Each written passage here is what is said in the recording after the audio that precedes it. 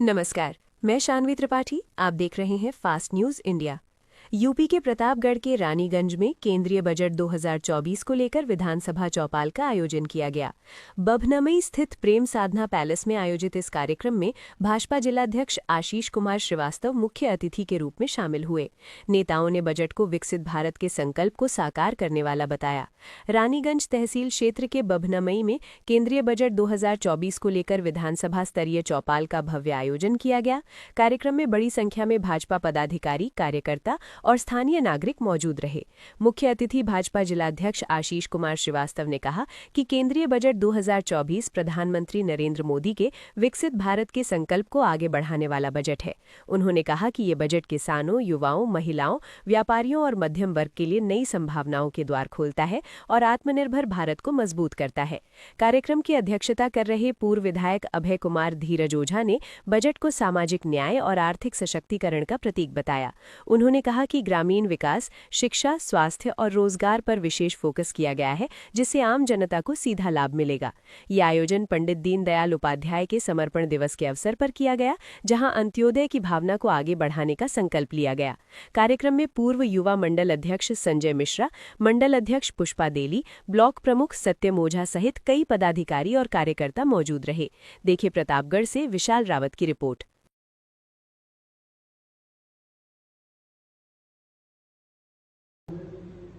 रानीगंज विधानसभा में हम लोग इसलिए आए हैं, हमारे प्रधानमंत्री मोदी जी ने वित्त मंत्री सीतारमण ने केंद्रीय बजट प्रस्तुत किया। आज उसकी चौपाल है, गोष्ठी है। उसके उपलक्ष्य में इस कार्यक्रम की अध्यक्षता कर रही पृथ्वीगंज मंडल की अध्यक्ष पुष्पा सरोज जी, हमारे मुख्य अतिथि भारतीय जनता पार्टी के जिला अध्यक्ष, हम लोगों के नेता आशीष श्रीवास्तव जी, मंच पर बैठे हमारे ब्रजेश पटेल जी, गौरव मंडल अध्यक्ष विजय कौशल जी, देलहुपुर मंडल अध्यक्ष, हमारे पूर्व जिला अध्यक्ष युवा मोर्चा वरिष्ठ नेता हमारे मित्र संजय मिश्रा जी, शासकीय अधिवक्ता पूर्व मंडल अध्यक्ष रानीगंज हमारे जयंत उपाध्याय जी, हमारे ब्लॉक प्रमुख शिवगढ़ के सत्यम ओझा जी, सहकारी बैंक के हमारे अध्यक्ष रानीगंज के नीरज ओझा जी, हमारे प्रधान जी, हमारे जिले के उपाध्यक्ष भारतीय जनता पार्टी के अशोक सरोज जी, संचालन कुशल कर रहे हमारे वरिष्ठ नेता विनोद शुक्ला जी, हमारे पूर्व मंडल अध्यक्ष गौरा के संदीप तिवारी जी, हमारे अंगद मौर्या जी रामकोला के मंडल प्रभारी हैं। उपस्थित यहाँ पर सभी हमारे भारतीय जनता पार्टी के पदाधिकारीगण, उपस्थित यहाँ पे हमारे प्रधानगण, हमारी महिला मोर्चा के सभी पदाधिकारीगण, उपस्थित हमारे यहाँ बीडीसी और हमारे पत्रकार मित्रों, आज केंद्र के बजट के उपलक्ष्य में गोष्ठी आज हम लोग आपके बीच में कर रहे हैं। हम लोग को जानना चाहिए, हिंदुस्तान जो हमारे मोदी जी चाहते हैं 2047 में विकसित राष्ट्र बने, उसमें आज एक बजट हम लोग आज रानीगंज विधानसभा में गोष्ठी रखे हैं। हम लोग आज 11 फरवरी को दीनदयाल उपाध्याय की पुण्यतिथि भी मना रहे हैं।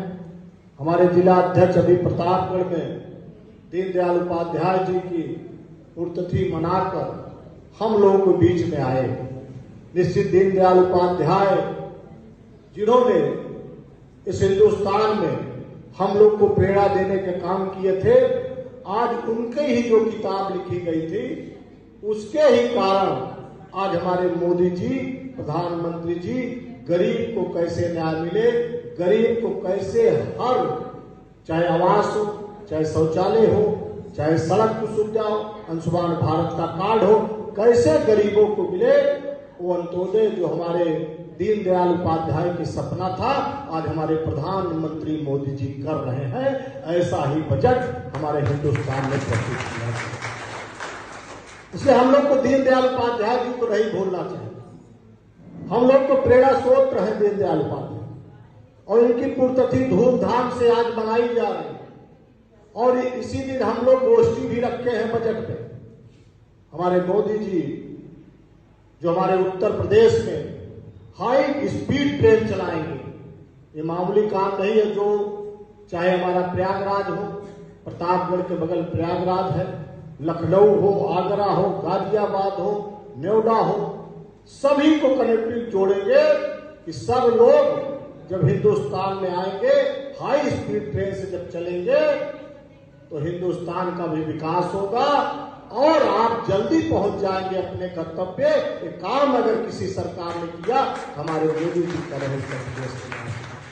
ये तो केंद्र का बजट है, लेकिन उत्तर प्रदेश में बहुत ध्यान दिए हैं हमारे मोदी जी, और निश्चित है वो दिखाई भी दे रहा है हम लोगों को। आज उत्तर प्रदेश का भी बजट प्रस्तुत हुआ, उसके लिए हम लोग बाद में गोष्ठी रखेंगे। वो भी बहुत बड़ा बजट है। उत्तर प्रदेश का सबसे बड़ा बजट आज हमारे योगी जी और वित्त मंत्री ने प्रस्तुत किया। ये मामूली काम नहीं है। आज उत्तर प्रदेश भी चमक रहा है, वैसे मोदी जी भी हिंदुस्तान को चमकाने का काम कर रहे हैं। उसमें चाहे कैंसर की दवा हो, जो महंगी दवा थी, हम लोगों को लेने में बहुत कठिनाई पैदा होती थी, उस दवा को भी हमारे मोदी जी प्रधानमंत्री ने सस्ती कर दिया। अब कैंसर की दवा बहुत सस्ती होगी, हर जगह उपलब्ध होगी। ये भी काम अगर किसी ने किया, हमारे मोदी जी ने किया। मैं आपसे कहना चाहता हूँ 15,000 विद्यालयों में 2500 महाविद्यालयों स्टार्टअप योजना से हमारे जो बच्चे वहां पढ़ेंगे उसमें विकास होगा, क्योंकि तकनीकी शिक्षा बहुत जरूरी है। क्योंकि हम लोग पढ़ाई कर लेते हैं, बीए एलएलबी पास हो जाते हैं, इंटर पढ़ लेते हैं, लेकिन उनको तकनीकी शिक्षा नहीं आती। उसका भी हमारे मोदी जी ने कहा है कि अब हर विद्यालयों में तकनीकी शिक्षा दी जाएगी। ये भी काम हमारे मोदी जी ने किया है। ये बहुत बड़ी उपलब्धि है, गरीबों की उपलब्धि है। क्योंकि तकनीकी शिक्षा में पैसा उनका पड़ता था, अलग से विषय में पढ़ते थे, लेकिन हर गरीब को अब स्कूलों में ये तकनीकी शिक्षा मिलेगी। ये भी इस बजट में है।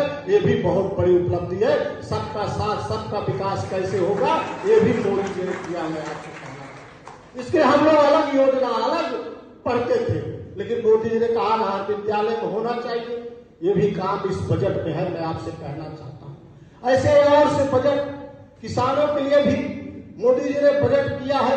किसान अपनी जितना दाम अपना, और जैसे हम लोग यहाँ पर गौरव हमारे केंद्र खुला है, शुगर में केंद्र खुला है, हम जितना भी अनाज चाहे, धान भी चाहे, वो गेहूं भी अपना बेचना चाहेंगे, उसके दुगुना तुरंत अब उन्होंने तय कर दिया है। 1 महीने नहीं लगेगा, 1 महीने के अंदर किसान के खाते में पैसा चला जाएगा। अगर वो नहीं जाएगा तो उसको 1.5 गुना उससे फिर पैसा लिया जाएगा। उसकी गलती EMI को होगी। उन्होंने तय किया है हमारा किसान न परेशान हो। ये भी उपलब्धि है। आपने कहना था किसान परेशान रहता था, किसान को जो है दौड़ना पड़ता था, और उसमें जानते हो उसको अगर किसान को पैसा नहीं मिलेगा तो उसको दुगना पैसा देना पड़ेगा। ये काम हमारे सरकार ने, मोदी जी ने तय किया है। ये बहुत बड़ी किसानों के लिए उपलब्धि मैं आपसे कहना चाहता हूँ। ऐसे ही और उपलब्धि है हमारे राष्ट्रीय राजमार्ग अब मल्टीमैक्स जैसे बनेंगे, वहां हर दुकानें खुल जाएंगी, वहां और भी माल खुलेंगे। जो हम वहां दुकानें जब खुलेंगी तो और विकास की गंगा बहेगी। ऐसे ही हमारे एक्सप्रेस वे को मल्टी मार्ग फ्रेट कॉरिडोर बनाने का काम हमारे मोदी जी ने किया है। मैं आपसे कहना चाहता हूँ 10,000 करोड़ हमारे ग्रोथ फंड बनाया गया, जो हमारे प्रदेश के कुटीर उद्योग, खादी उद्योग, जो खादी में हिंदुस्तान आगे पहले था, जो कुटीर उद्योग में आगे पहले था भारत, अब हिंदुस्तान में हमारा गरीब फिर से वही काम करे। जब हम कुल्हड़ का काम अब करने लगे, हम गांव में हर काम अपना विश्वकर्मा भी हर काम अब करने लगा। पहले हम लोग यही बंबई दिल्ली चले जाते थे उस काम के लिए, अब अपना उसको ग्रोथ बढ़ाने का काम मोदी जी ने किया।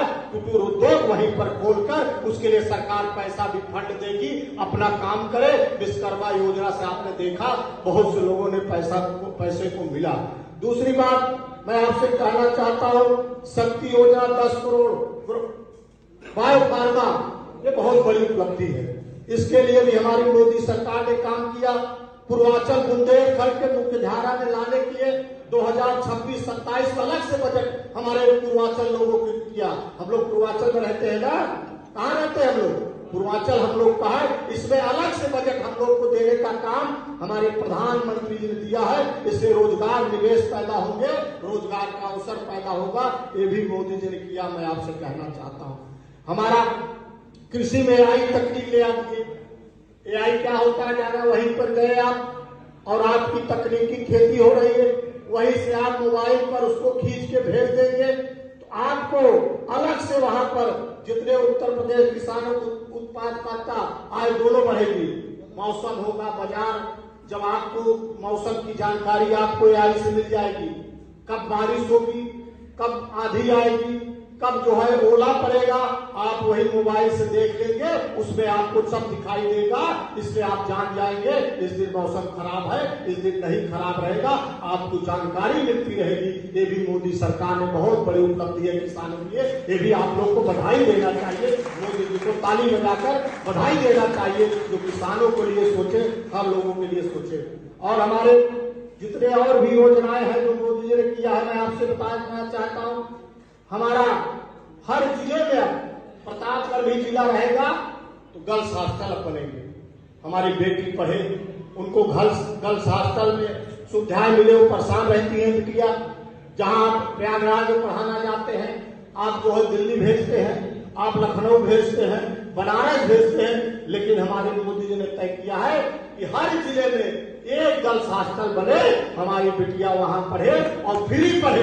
1 रुपया आपको गर्ल्स हॉस्टल में नहीं देना पड़ेगा। एक गरीब की योजना है कि नहीं? अपनी बिटिया को जब आप पढ़ाना भेजते हैं गरीबों को, तो उसमें 10 से 15 हजार रुपया महीना देना पड़ता है। देना पड़ता है नहीं देना पड़ता? आप बताइए, अपने बिटिया को प्रयागराज भेजोगे उसका पैसा लगेगा कि नहीं?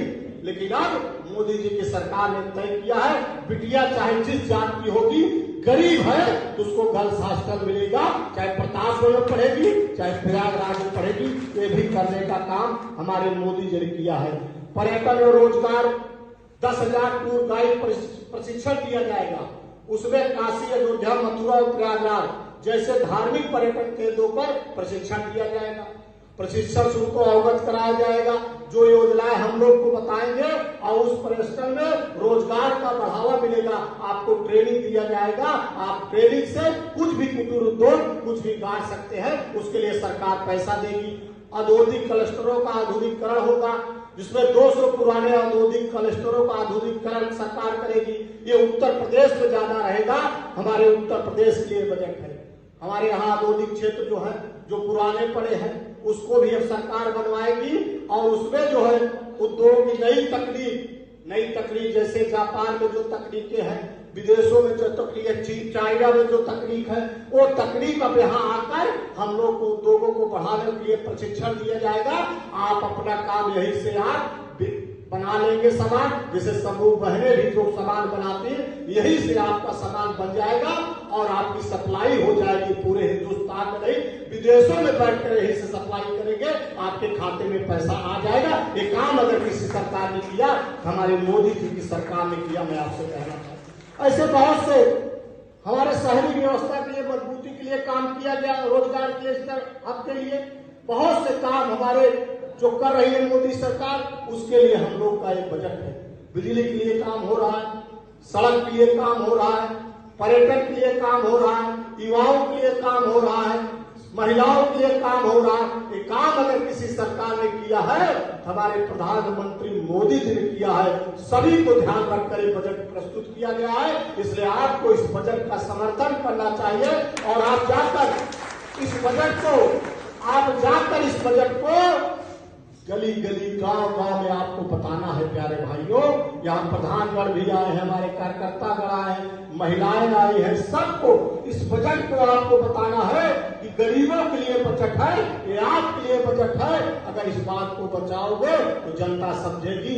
जनता समझ नहीं पाती है, तभी गड़बड़ होता है। और मोदी जी जो काम करते हैं गरीबों के हित के लिए काम करते हैं, कोई जात पात नहीं करते हैं। वो कहते हैं सबका साथ, सबका विकास, सबका विश्वास, उसके लिए काम करते हैं। इसलिए बजट मोदी जी ने हम लोग के लिए दिया है, गरीबों के लिए दिया है, किसानों के लिए दिया है, मजदूरों के लिए दिया है, सबको ये 2047 जो विकसित राष्ट्र हमारा बनेगा उसमें ये बजट बहुत बड़ी उपलब्धि होगी।